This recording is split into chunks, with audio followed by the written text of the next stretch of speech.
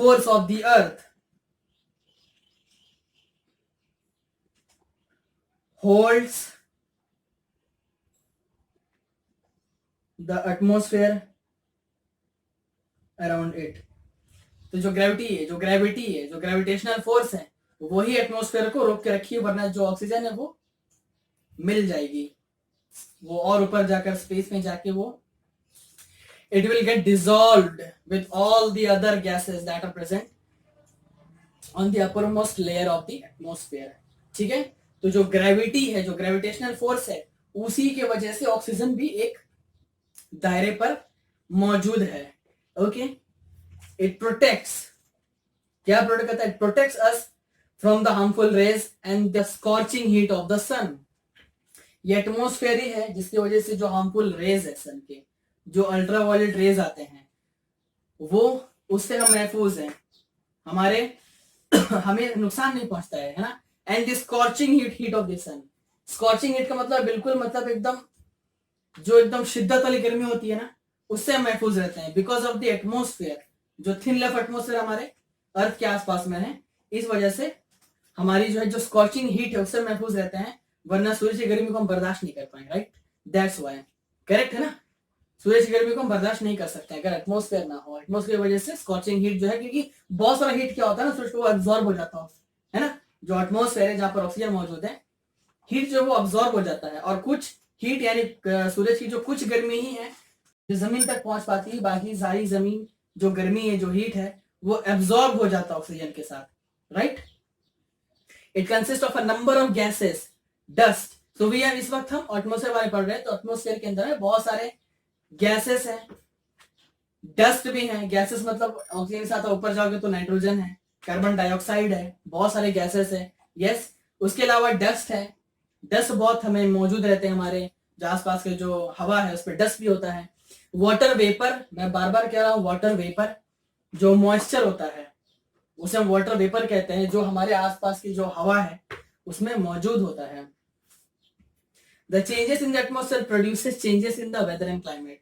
Atmosphere की changes की वजह से ही the changes in climate and weather happens because of the changes in the environment, right?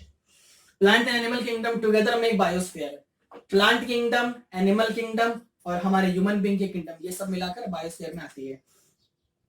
आसान भाषा में बायोस्फीयर किसे कहते हैं? जहां पर जिंदगी मौजूद है, जहां पर लाइफ जो है वो मौजूद है, उसे हम बायोस्फीयर कहते हैं. यानी कि जहां पर अप्रोप्रिएट पोर्शन में, if we are getting the air, if we are getting the air के साथ साथ if we are getting where the appropriate portion of water is available, where the appropriate portion of oxygen is available, and where साथ ही साथ where the plant kingdom is going in a better manner, where the animal kingdom is also present including the human settlement.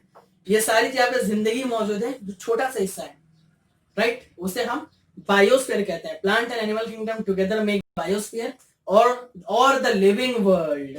It is a narrow zone of earth, right, where land, water and air interact with each other. It is a narrow zone of earth. It is very narrow actually. ये बहुत छोटा सा हिस्सा है, मैं बार बार कह रहा हूँ, बहुत छोटा सा हिस्सा है ये, जहां पर plant, air and water they interact with each other, आपस में एक ये कंबाइन होते हैं. ठीक है, टू सपोर्ट लाइफ, ताकि जिंदगी जो है वो सपोर्ट हो, ताकि जिंदगी चल सके. ओके, ताकि जिंदगी जो है वो आगे बढ़ सके. What is ecosystem? अब हम इकोसिस्टम पे आते हैं कि इकोसिस्टम क्या है. At an NCC camp that Raju's classes was attending, Jesse exclaimed, "What a heavy downpour! It reminds me of a home in Kerala." Okay, you should come and see how it pours and pours and pours over the lush green fields and coconut plantation. Hira from Jaisalmer explained, "We get no rains. We see only कीकर and sand as far as the eyes can see." एक बच्चा केरला का है, वो कहता है कि आप हमारे केरला में आइए, जहां पर बारिश ही बारिश होती है, पोर एंड पोर एंड पोर, यानी कि बारिश और बारिश ही बारिश. तुम्हारे केरला में बारिश बहुत होती है ना. एक बच्चा जैसलमेर से है, जैसलमेर राजस्थान में है, in the top of the country. तो जैसलमेर का बच्चा राजस्थान कहता है कि हमें तो बारिश जल्दी मिलती ही नहीं है ना. हमें कीकर के पेड़ मिलते हैं, वहां पर एक पेड़ है जिसे हम कीकर का पेड़ कहते हैं. तो हमें कीकर के पेड़ मिलते हैं, हमें सैंड मिलता है, हमें मिट्टी बालू राइट। तो हमारे यहाँ बारिश कम होती है, वी गेट नो रेन और वेरी लिटिल रेन, ये राजस्थान का लड़का कहता है। ओके, सो ये ही इकोसिस्टम की पार्ट है, कहीं पर बारिश ज्यादा होती है, कहीं पर बारिश कम होती है। Heera says not just camel, if you visit a desert you will see snakes, lizard, many insects too. Ravi wondered why do the animals and vegetation and the way people live vary from place to place. तो जो रवि नाम का लड़का था, अब ये परेशान है, ये सोच रहा है कि भाई अलग अलग जगह पर किस तरह से लोग और जानवर डिफर कर रहे हैं। आपको कैमल मिलेगा राजस्थान में, लेकिन आपको साउथ की तरफ कैमल नहीं दिखेंगे, राइट। बारिश ज्यादातर साउथ में होता है, ईस्टर्न रीजन ऑफ इंडिया में होता है, लेकिन नॉर्थ और वेस्टर्न रीजन में कम होता है। तो इस तरह से जो जो डिफर करते हैं अलग अलग लोकेशन के हिसाब से, जो एनिमल्स है, जो ह्यूमन बीइंग के सेटलमेंट्स है, जो कल्चर है, ये कितने डिफरेंस हो जाते हैं, इस पर ये वंडर कर रहा है कौन, Ravi, very much. All plants, animals and human beings depend on their immediate surroundings, often they are also interdependent on each other. So surrounding के ऊपर तो डिपेंड है, क्योंकि भाई सराउंडिंग जहाँ पर पानी रहेगा वहीं पर इंसान रहेंगे, वहीं पर जानवर रहेंगे, जहाँ पर पेड़ पौधा रहेगा वहां पर ऑक्सीजन की कमी नहीं होगी, राइट। और वहां की टेम्परेचर भी जो है वो बिल्कुल माइल्ड रहेगी। तो इस तरह से क्या है, एनवायरमेंट पे तो डिपेंड है, इसी के अलावा इंटरडिपेंडेंस भी है, हम सब के अंदर इंटरडिपेंडेंस है, हम एक दूसरे के ऊपर डिपेंडेंट है, राइट।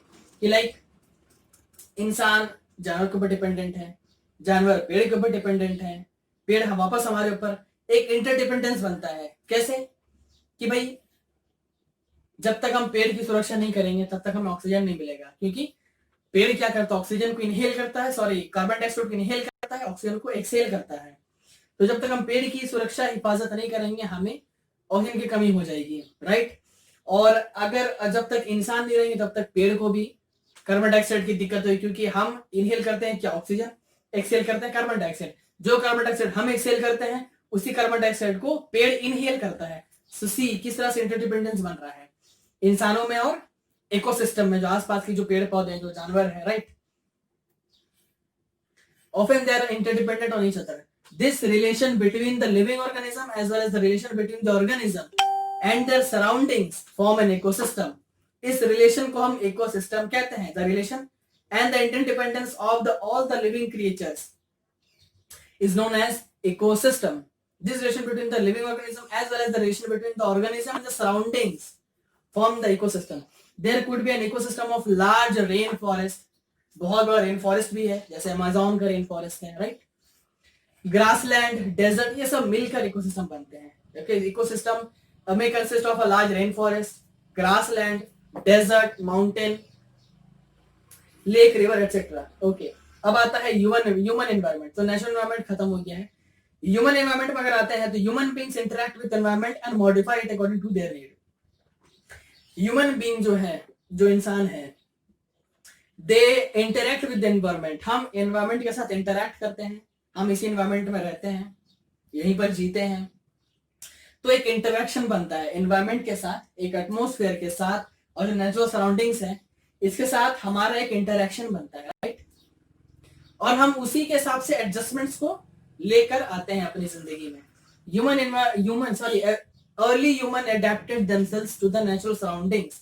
अर्ली ह्यूमन बीइंग्स तो थे वो बिल्कुल नेचुरल सराउंडिंग्स में रहते थे, क्योंकि उस वक्त तो डेवलपमेंट थी नहीं, राइट। तो उस वक्त जो है वो एनवायरनमेंट के अडेप्टेशन के साथ रहते थे। They led a simple life and fulfilled the requirements from the nature around them. So how do they fulfil the requirements? उनकी जो जरूरत होती थी वो नेचर से ही फुलफिल करते थे। लाइक पेड़ से, पौधे से वो दवाइयां बनाते थे, उन्हीं की लकड़ी से वो खाना बनाते थे। तो इस तरह की जो डिपेंडेंस है, जो एक तरह से जो एक रिक्वायरमेंट्स की जो फुलफिल है वो नेचर से ही उनकी हो जाती थी। With time needs grew and became more varied. लेकिन जब वक्त बदलता चला गया, humans learn new ways to use and change environment. अब environment से जो है, अब किस तरह से ह्यूमन की जो एक बिहेवियर है उसके बारे में बात हो रहा है। They learn to grow crops, right? अब हमें क्रॉप्स उगाना हमें आ गया है। डोमेस्टिकेट एनिमल्स, हम जानवर और पशुपालन भी करने लग गए हैं, right. And lead a settled life, अब हम सेटल्ड लाइफ एक जीते हैं। The wheel was invented, surplus food was produced, barter system emerged. तो व्हील वाज इन्वेंटेड, ये बहुत बड़ा आविष्कार था, बहुत बड़ा इन्वेंशन था व्हील का, राइट। उसके बाद क्या, surplus food was produced, agriculture में हमें माशाल्लाह में सरप्लस फूड मिलने लगा, हमें जो जो यील्ड होती है जो क्रॉप्स की वो ज्यादा होने लगी, क्योंकि हम साइंटिफिक प्रोसेस को अब अपना रहे हैं। तो साइंटिफिकली हम जब उन प्रोसेस पर काम कर रहे हैं एग्रीकल्चर के जो टेक्निक्स है, तो हमें ज्यादा रिजल्ट मिल रहा है, तो एग्रीकल्चर की जो सरप्लस फूड है वो मिल रहे हैं। बार्टर सिस्टम, उस वक्त की बात चल रही है, बार्टर सिस्टम भी इमर्ज हुआ कि एक सामान पर दूसरा सामान लो, बार्टर सिस्टम यही था। Trade started, commerce developed, industrial revolution enabled large scale production, okay, transportation become faster. तो ये एक डेवलपमेंट के बारे में बात चल रहा है। Have you ever thought why you love eating a juicy watermelon in summer and hot roasted peanuts in winter? Okay, तो ये इंटरेस्टिंग है कि कभी सोचा है आपने कि भाई हमें वाटरमेलन गर्मी के समय में क्यों मजा आता है ना, और ठंड के वक्त हमें पीनट्स जो बादाम होते हैं वो गरम गरम खाने में क्यों अच्छे लगते हैं। A perfect balance is necessary between the natural and human environment. तो एक बैलेंस बनना बहुत जरूरी है, जो नेचुरल एनवायरनमेंट है, जो पौधे हैं, जो फॉरेस्ट है, और एक ह्यूमन एनवायरनमेंट जो हमारे एनवायरनमेंट है, इन दोनों के पीछे में एक परफेक्ट बैलेंस बनना बहुत जरूरी है। Human must learn to live and use environment in a harmonious way.